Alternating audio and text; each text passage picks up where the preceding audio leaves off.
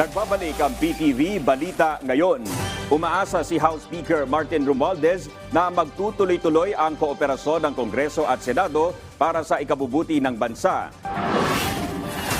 Kasunod ito ng formal na pag-turnover ng Kamara ng 2024 General Appropriations Bill sa mataas na kapulungan.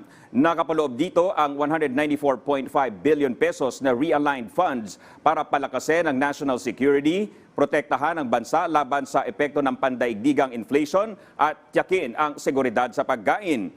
Bilang pagsunod din sa desisyon ng Korte Suprema, nagpatupad din sila ng reforma para sa tuluyang pagbuwag ng pork barrel system. Pinasalamatan din ng House Leader ang lahat ng miyembro ng Kamara sa pagdilati sa budget at pagtiyak na maipasa ito sa tamang oras.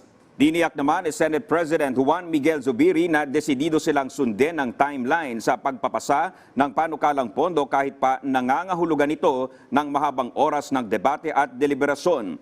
Target ng Senado na maaprubahan ang 2024 GAB sa November 27. Arestado ang 17 Chinese nang salakayin ng mga pulis ang isang cybersex den sa Haro, Iloilo City.